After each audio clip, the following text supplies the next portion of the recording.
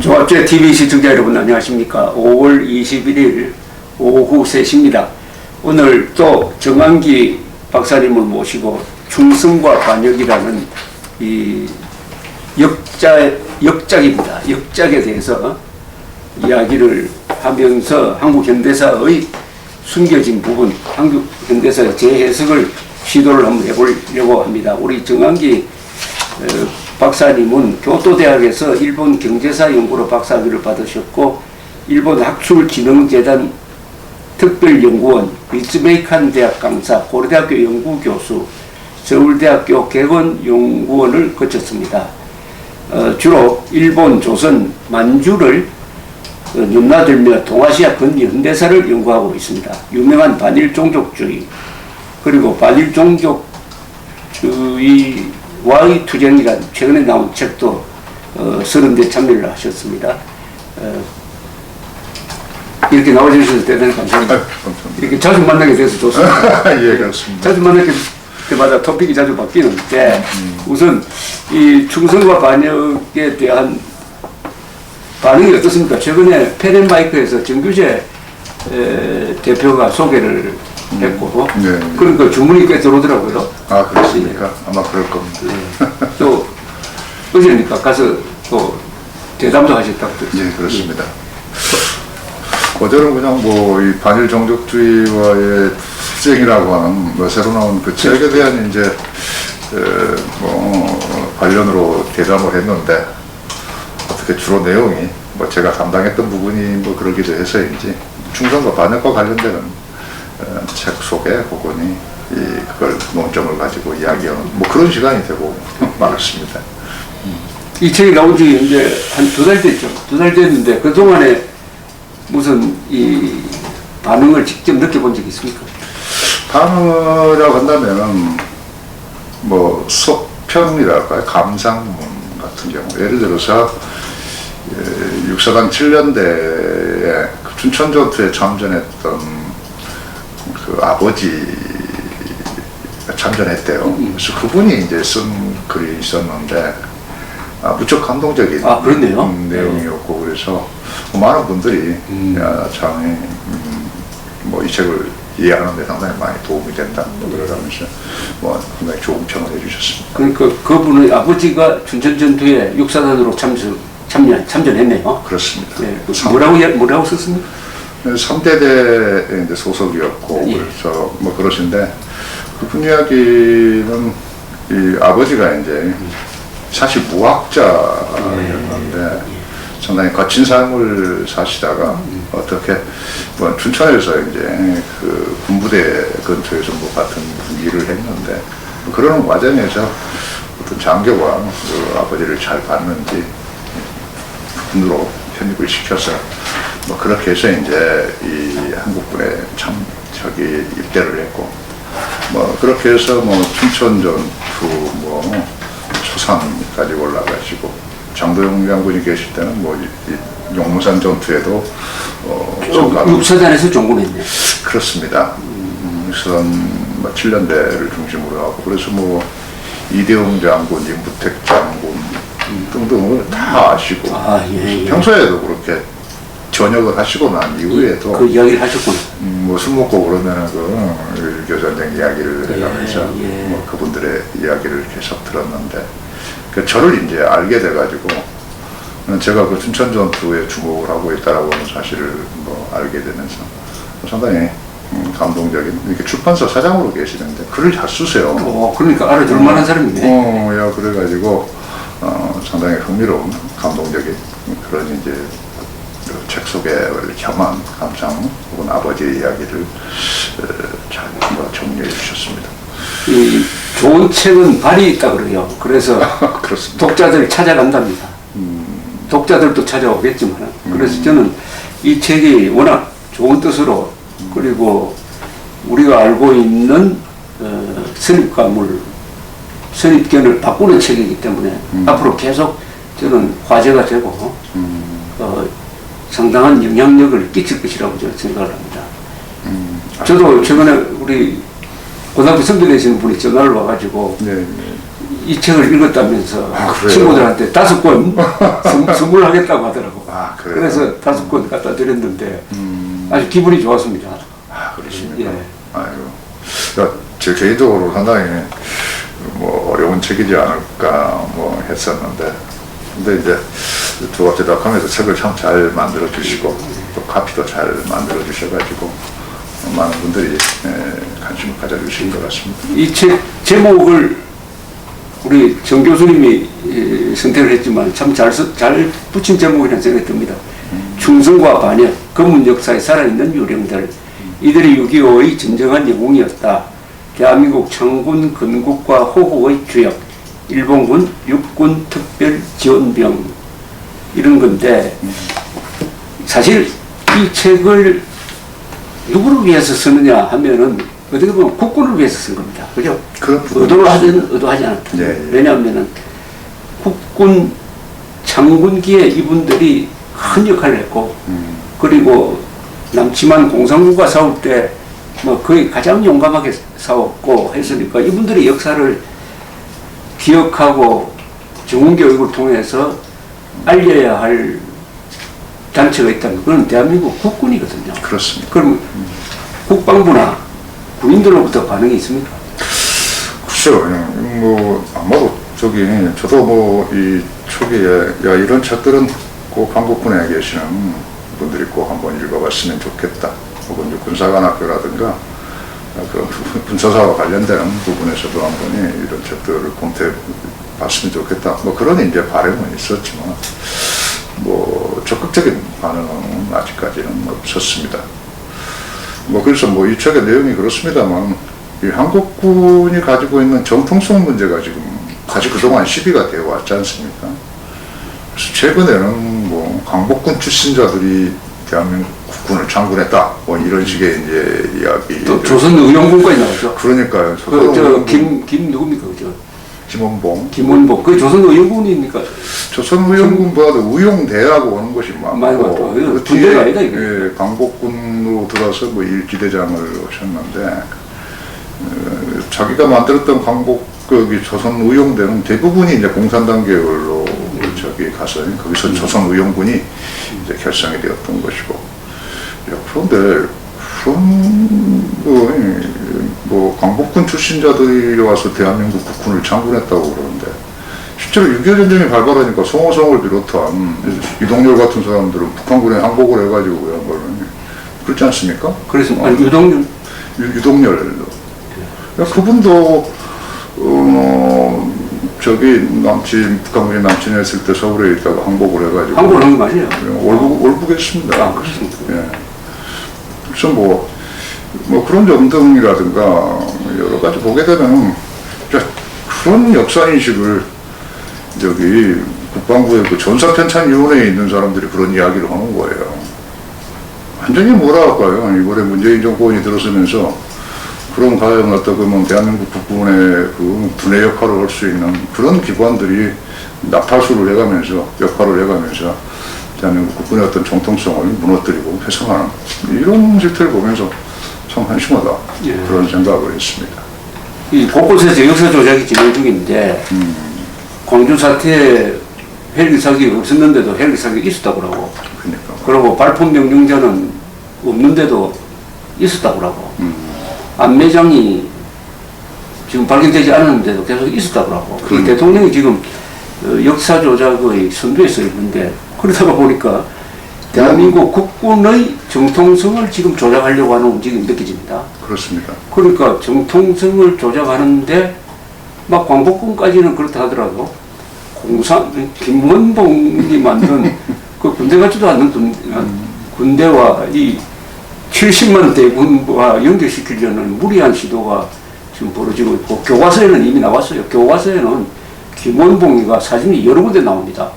그렇습니까? 그렇습니다. 지금 교과서에 역사 교과서에 보면 김원봉이 스타예요. 스타. 그 무슨 영화에 나왔다고 해가지고 요새 이 조작 수법이 보면은 영화에 황당한 이야기를 씁니다. 그 다음에 이걸 현실이라고 주장을 합니다. 현실이라고. 그 대표적인 예가 화려한 휴가라는 영화에서 화려한 휴가. 그게 2007년에 개봉됐는데 공수부대가 전남 도청 앞에서 애국가를 부르는 시민들을 향해서 무릎수화 자세로 일제히 사격하는 장면이 나옵니다. 그걸 사실로 믿는 사람이 굉장히 많아요. 막 그런 식의 그런 식의 역사 조작이 지금 대통령 차원에서 지금 이루어지고 있는데 이런 책이 나오니까 군 지휘부라든지 장교들이 의도적으로 지금 외면하려고 하겠는데요. 그렇습니까? 하지만 뭐 저는 대한민국 국군에 계시는 분들이 그런 터무니없는 논리에 넘어갈 거라고 생각하지 않습니다. 뭐 그중에는 그런 사람들도 있겠지만 그 점에서 뭐 관심 있는 분들은 또 읽어보시고 나름대로 또 그렇게 평가해 주시지 않을까. 그러니까 국군 장군 과정을 보면은 이미 장군 과정에 대한 연구는 많잖아요, 그죠? 자료도 많죠. 네, 장군에 참여한 사람들이 일본 출신, 일본 육사 출신이라든지 여기 있었던 이 육군특별지원병이라든지 또 대학 다니다가 지원한 학도지원병이라든지 또 있습니까? 그러니까 일본군은 그 정도죠. 만주군관 그 다음에 만주군, 일본하고 좀 다르죠. 만주군관, 만주국. 뭐 만주국이 괴뢰국인데 만군 출신. 네, 만군 출신. 대표적인 사람이 박정희, 백선엽 이런 분들이 있고 그 다음에 중국군 출신이에요. 중국군 출신, 그 다음에 광복군 출신. 광복군은 없었습니다. 그러니까 광복군은 예를 들어서 군사 영광. 김홍일 장군. 김홍일 장군은 이게 참군 세력을 이야기할 때에 주로 이제 뭐 거기 이제 군사 영화학회 출신자를 가지고 있는 장군을 이야기하는데 그런 경우는 주로 이제 그 광복군은 아닌 중국군이고 사실 뭐 김홍일 장군도 기본적인 군사 경력은 중국군이죠. 그렇습니까? 그리고 강복군이라고 하는 게 그것도 사실은 정식 소속은 중국군이죠. 중국군에서 경국군의 지휘체계 안에 있었. 그렇습니다. 지휘체계 안에 있었어요. 그래도 임시정부의 지휘하에 있었다고 본다면은 광복군이라고 독자성을 인정하는 게 어떨까요? 야, 저도 그 점에 대해서 이 조사를 했고요. 이승만 학당 TV에서도 한번 그걸 뭐 방송에서 강의를 한 적이 있습니다만, 야 보니까 그 강복군에 운영되는 뭐 예산이라든가 지휘권이라든가 그 모든 게 전부 다 이 중국군에 소속되어 있고 파견된 장교들이 이 지휘를 하는 구조였고 그렇게 해서 그 자율권, 그 광복군 운영에 대한 자율권을 확보하는 것은 45년 5월경인가 6월경인가 그렇습니다. 그리고 광복군 자체 그 병력 규모가 엄청 적죠. 뭐 44년도 2월 3월경인가 400명인가 300명인가 그런 규모이고 그렇습니다. 그래서 그리고 그 병력 규모라고 하는 거 장교들 수뇌부는 뭐 이제 뭐 임시정부 쪽 계열이거나 뭐 그런데 전부 다 이 일본군에 있다가 탈영한 사람들 병사들로 다 충족이 되어 있어요. 그러니까 이게 강복군인지 일본군인지 그게 애매합니다. 우리는 뭐 무조건 뭐 강복군에 갔다 온다면 뭐 다른 것은 전혀 묻지 않는데 그러니까 비판적인 연구가 없는 거예요. 그 강복군 혹은 임시정부에 관해서도. 그러다 보니까 뭐 대표님 말씀하신 대로 과장돼 있고 그러다 보니까 이게 역사가 맞지가 않고. 그러니까 뭐 쉽게 말하면 이건 분명하게 창군 과정에서 주력은 망군 일군 출신이다.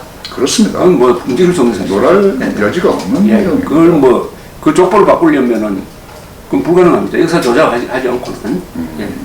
그리고 우리가 강군이 되는 게 결국 10만 군대가 지금 뭐 70만 군대로 커진 건 6.25를 겪으면서죠.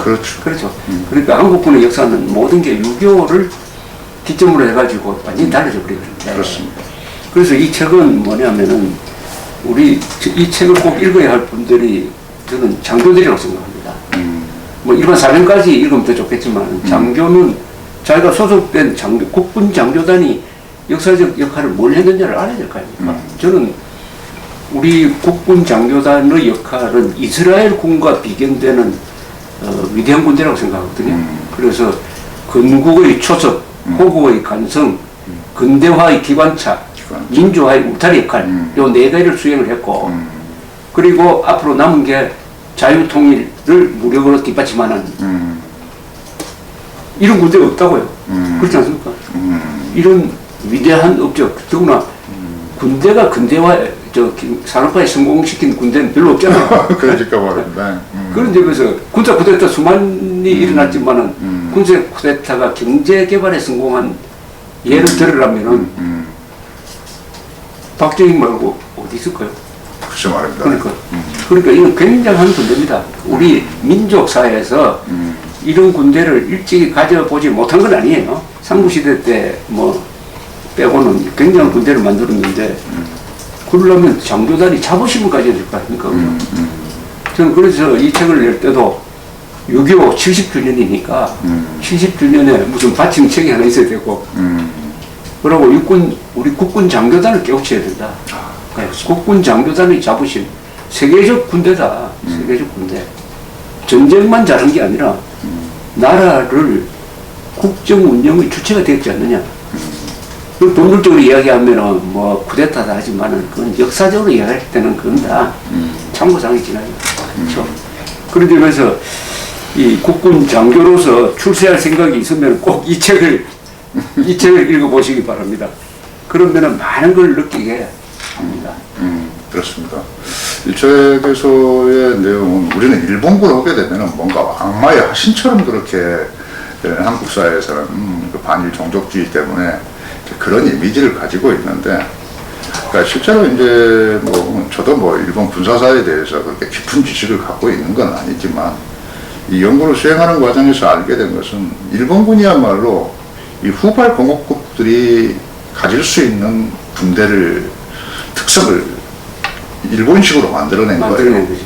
그러니까 약자전법이라고도 볼 수 있는데 약자라고 하는 것은 다른 게 아니고 미국 같은 경우는 강자전법이죠. 그러니까 물량공세로 적을 압도한 그런 이제 군사 전략을 구사하는 방식이지만 일본은 뭐 저기 후발 공업국이다 보니까 경제력이 약하고 그런 이제 이 조건 하에서 적과 대응하려면은 역시 정신주의로 그렇습니다. 그게 약자전법이라고 하는데 일당백이다니? 그렇습니다. 그러니까 그런 이제 이 군사 전략을 구사하다 보니까 이 병사들에 대한 교육이라는 것도 아주 철저하죠. 앞서 말씀드린 대로 2등병으로 들어가서 6개월을 훈련을 받아서 거기서 시험을 연대장 검열을 통과해야만이 전투원 자격이 주어지는 겁니다. 그러니까 1등병을 달고 이제 전선에 갈 수 있어요. 그전에는 절대 보내지 않습니다. 보낼 수가 없어요. 그러다가 이제 40한 2, 3년도 넘어서게 되면 그 훈련 기간이 한 3개월로 단축이 됩니다만. 그러니까 그런 것처럼 그 과정 속에서 이들은 단련된 겁니다, 그죠? 확고한 국가관과 그리고 군인관, 사생관을 내면화시키는 거죠. 뭐 그럴 수 있을 때만이 그들이야말로 그러기 때문이야말로 결코 물러섬이 없는 그런 이제 그 병사들의 행동이 나오는 것이죠. 실제로 과연 그런가에 대해서는 예를 들어서 사실 50년 5월 28일에 메가더 장군이 도쿄에서 수험비행장을 통해서 한강 방어선에 6월 20일. 예, 6월 28일. 그랬는데 그때 이제 메가더 장군이 앞에 있는 어떤 하사한테 너는 지금 여기서 어떻게 할 것이냐라고 하니까 야, 상관의 명령이 있을 때까지 절대 여기를 벗어나지 않습니다. 뭐 그런 내용에 대해서 이 메가더는 대단히 감동을 했다는 거예요. 그러니까 미군으로서는 이제 그런 대답이 나오기가 어려운데 한국군 병사들이 그런 이제 답변을 하고 있느라니까 감동을 해가지고 야, 이 한국군은 뭐 지금 상황은 어렵지만 충분히 가능성이 있겠다. 그렇죠. 그러니까 그런 병사들을 만들어낸다는 거 강한 군대죠. 어떻게 보면. 그러니까 타이완 같은 경우도 뭐 일당백의 그런 군대를 만들어내는데 역시 뭐 일본군의 어떤 그런 유전자를 계승한 그런 형식으로 그런 이 중국군에 대항하는 그런 이제 뭐 강한 군대를 만들어냈다고 생각을 합니다. 그러니까 지금 정 교수 정 박사님 말씀을 들으니까 아시아에서 가장 전통이 있는 군사 문화를 가진 나라가 일본이거든요. 그렇습니다. 일본이 가마쿠라 막부 시절부터 약 800년 동안 무사 지배 체제를 그렇습니다. 이루었고 그 사람들이 성공적인 근대화를 하면서 처음에 여러 제도를 만들지만은 군대를 만들잖아요. 그죠? 그 군대를 운영하고 만든 그 노하우가 바로 육군 특별지원병이라든지 망군 육사 출신들을 통해서 한국군을 근군하는 데도 들어왔다는 거지. 그렇습니다. 그게 아주 중요하죠. 예. 그러니까 이 국군을 만들 때는 물론 미국 사람들이 주도해서 만들었으니까 그렇습니다. 미군 체제로 갔지만은 그 정신, 예. 정신은 오히려 일본군의 군인 정신이 들어왔다 이렇게 볼 수 있겠네요. 그렇습니다. 그 아주 중요한 포인트죠. 그러니까 정신사적 측면에서 우리 한국군을 검토하게 되면은 일본군의 어떤 그런 이 정신문화 혹은 군인 정신 부분을 우리가 고려하지 무시할 수 않고서는 없죠. 무시할 수 설명할 수가 없어요. 알수 없죠. 조선군으로부터의 전통은 없으니까. 조선군은 끊어져 버렸으니까. 야, 당연합니다.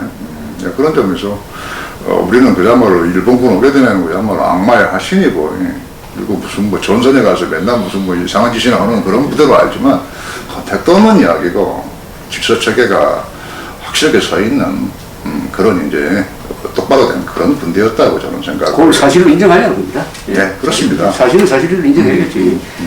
그 일본군은 이제 명치유신 이후에 문제는 보면은 보통 원래 일본군을 만들 때 프랑스 군을 모델로 하려고 했는데 1870년에서 71년 사이에 보불 전쟁이 일어나가지고 프러시아가 이기잖아요. 그래서 네. 독일이 이기잖아요. 그래서 독일 육군은 독일 걸 많이 카피를 하고 해군은 영국 해군을 따랐는데 그래서 1868년이 명치유신이고 거기서 약 40년이 흐른 1904년 5년 러일 전쟁 하잖아요.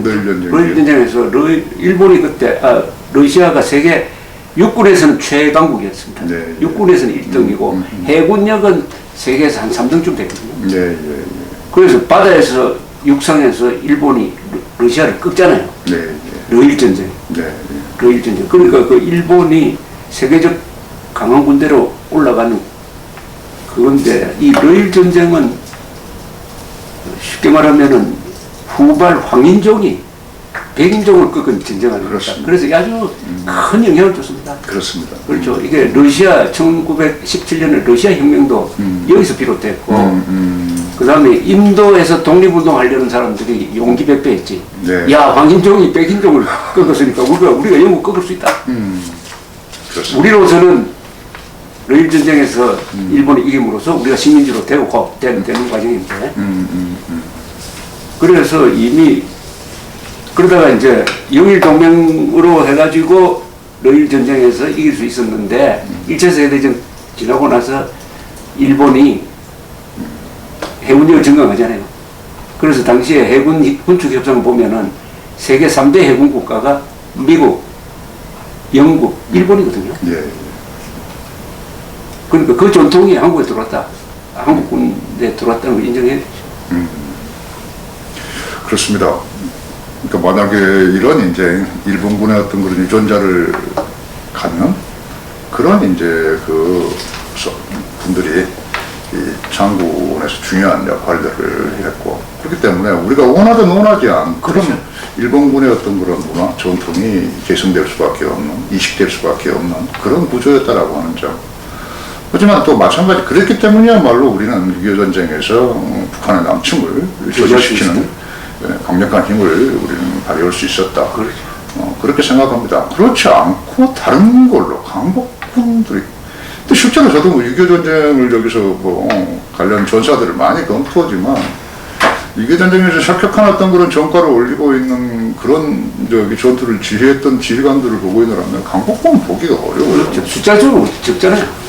적기도 하고 그런 것처럼 역시 이 중요한 역할들을 담당했던 것들은 역시 뭐 일본군 출신자들이 다. 그러니까 이 사실을 인정하자는 겁니다. 6.25 때 창군을 한 다음에 이분들이 진가가 발휘되는 게 남침을 당해가지고 불리한 과정에서도 불리한 환경에서도 끝까지 싸웠다는 거지. 그렇습니다. 남침 당하면은 보통 와야 돼버리는 게 보통인데 기습 침략 당하면 그러죠. 네, 그렇죠. 뭐 독일에 기습당한 폴란드 군대나 독일에 기습당한 프랑스 군대가 그냥 사라져 버렸잖아요. 그러나 우리는 버텼잖아요. 네, 그렇습니다. 그 정신적으로 버텼을 텐데 물론 미국이 참전한다. 이승만이라는 지도자가 있었다. 그 이외에 군인들 한 사람 한 사람이 정신무장이 강했다. 그렇습니다. 그 정신무장은 일본 군대의 영향임을 인정해야 된다. 이 말이죠. 그렇습니다. 그러니까 뭐 부산이 만약 한복된다면 갈 데가 없는 건데 죽지 않으면 살기로 싸우지 않으면 안 될 것이고 그런 과정에서 기존에 자기들이 가져왔던 그런 이 군사적인 역량을 100% 이상 충분히 발휘할 수 있는 그런 이제 뭐 상황 조건이었다. 뭐 저는 그렇게 보고 있습니다. 이런 농담이 있습니다. 세계에서 가장 강한 군대는 어떤 군대냐? 이거 우스갯인데, 우스갯이기도 하고 난 진담으로 보는데, 지휘관이 미군, 참모는 독일군, 병사는 일본군. 여기 가장 강한 것 같습니다. 그 다음에 가장 약한 군대는 누구냐? 지휘관은 중국군. 그렇군요. 그 다음에 재밌어요. 참모는 일본군. 아. 병사는 이탈리아 군대. 이러면 제일 약한 군대가 된대요. 여기에 그러면 왜 일본군이 병사는 세계에서 최고인데 참모는 최악이냐 하는 이유가 있어요. 아, 그렇습니다. 일본군은 참모가 특히 작전 참모의 힘이 너무 세요. 아. 이 지휘관을 갖고 논다고 참모가. 그래서 만주사를 일으킬 때도 보면은 작전 참모 이시하라 간지라는 사람이 꾸몄어요. 그냥 지휘관 따라와요. 근데 미군은 어떠냐면 미군 지휘관은 디테일이 강해요. 미군 지휘관은 현장에 간다고.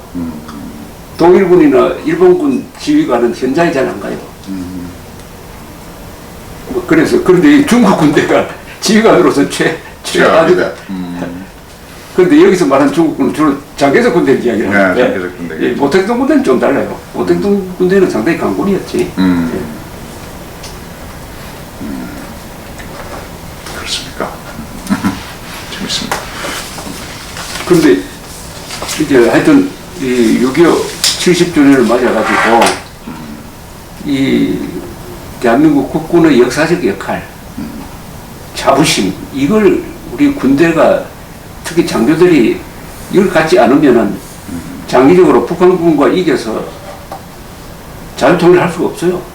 정신력에서 무너지면. 지금 이 좌파 정권이 등장해가지고 집중적으로 공격하고 있는 게 국군 장교단입니다. 국군 장교단이 가져야 할 역사관, 자부심을 지금 뒤집어 놓고 있거든. 그래가지고 주적을 안 가르치잖아요. 아니 세상에 어떤 무기를 든 사람에게 당신이 저거 누구다고 가르치지 않으면 그 총이 어느 쪽으로 향할지도 모르잖아요. 그러니까 국군 정신 무장 책동이 지금 일어나고 있습니다. 그 제일 바탕에 깔린 게 이런 생각을 갖고 있을지 모르지. 우리 국군은 정통성이 없다. 왜냐? 일본군, 망군 출신들이 만들었다. 그러니까 아마 이 정권 잡은 세력 안에는 국군은 괴물이다. 예? 그렇게 보면서 북한군은 김일성이가 뭐 항일 무장해가지고 만든 군대이기 때문에 군대도 북한군이 정통성이 있다. 이렇게 진지하게 생각하는 사람 많을 겁니다. 아, 그렇습니다. 그게 너무 당연하죠. 주사파니까 그렇게 이야기할 생각 안 하겠어요. 그런데 이건 아십니까? 북한군을 만들 때 특히 공군은 누가 만들었습니까?